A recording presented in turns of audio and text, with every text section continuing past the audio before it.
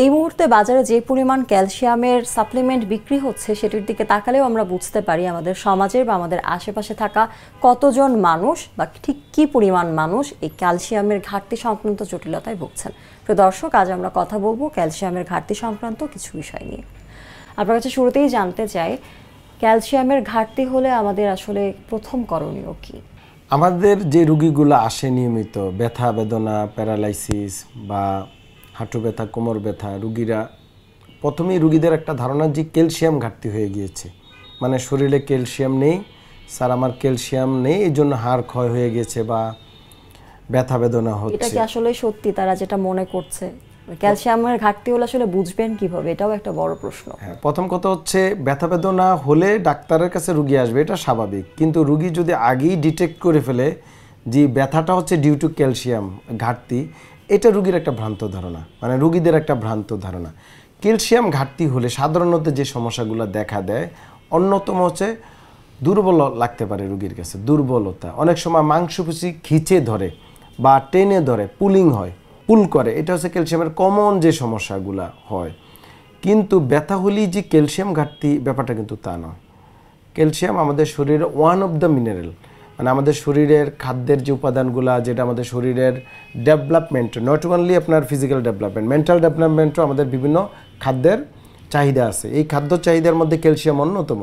এই ক্যালসিয়াম আমরা প্রতিনিয়তই খাদ্যের মাধ্যমে পেতে পারি, কিন্তু এই ক্যালসিয়াম আমাদের হাড় ও জোড়া গঠনে, আমাদের নখ, মানে চুল, অনেক কিছু গঠনে আমাদেরকে কিন্তু হেল্প করে থাকে।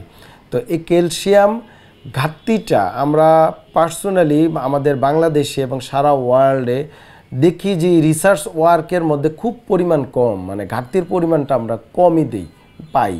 কিন্তু রুগীদের ধারণা যে এটা হয়তো ক্যালসিয়ামের ঘাটতির কারণে এটা হয়। মূলত খিঁচুনি, অন্যান্য কিছু প্রবলেম দেখা দেয় এবং আপনার বোন ফরমেশনে প্রবলেম হয়, গ্রোথে প্রবলেম হয়।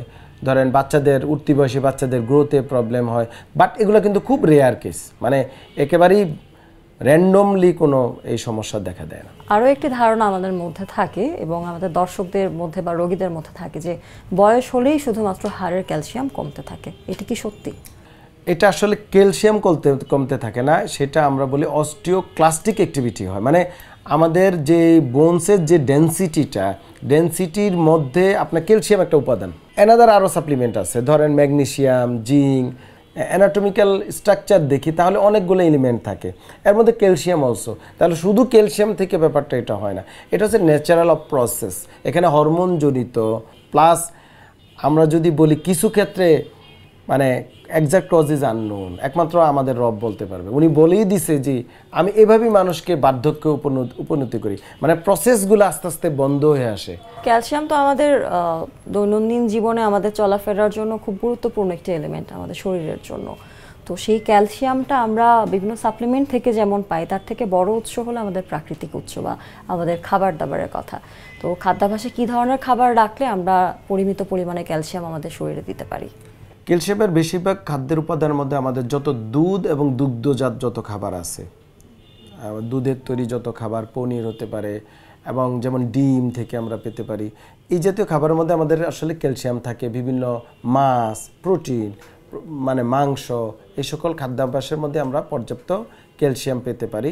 এই খাদ্যাভ্যাসের মাধ্যমে আমরা কিন্তু ঘাটতি বেশিরভাগ ক্ষেত্রে পূরণ সম্ভব। তবে হ্যাঁ, কিছু রুগীর ক্ষেত্রে আমরা এক্সট্রা ক্যালসিয়াম দিই যাদের অস্টিওপোরোটিক চেঞ্জ থাকে, আর্থ্রাইটিক চেঞ্জ থাকে, বা তাদেরকে আমরা অনেক সময় বিসফসফোনেট দেওয়া হয় যে অস্টিওপোরোসিস প্রিভেনশনের জন্য, তখন ক্যালসিয়ামের আবার ঘাটতি হয়ে যেতে পারে। ঠিক কত বছর বয়সে আসলে ক্যালসিয়ামের ঘাটতি সচরাচর হয়ে থাকে? ক্যালসিয়ামের ঘাটতি যে কোনো বয়সে হতে পারে। এটা খাদ্যের উপাদানে থাকলেও অনেক সময় পেটের পীড়া, বিভিন্ন কারণে ক্যালসিয়াম ঘাটতি হয়ে যেতে পারে। সাধারণত বয়স যত বাড়তে থাকে তখন ক্যালসিয়ামের ঘাটতি থেকে বিভিন্ন ডিজিজ বা ব্যথা বেদনা বা হাড় জোড়া সমস্যা দেখা দিতে পারে। আপনাকে অনেক ধন্যবাদ ক্যালসিয়ামের ঘাটতি সংক্রান্ত এই গুরুত্বপূর্ণ তথ্যগুলো আমাদের দর্শকদের সাথে শেয়ার করবার জন্য। আপনাকে অনেক ধন্যবাদ। নাগরিক টেলিভিশনকেও অসংখ্য ধন্যবাদ।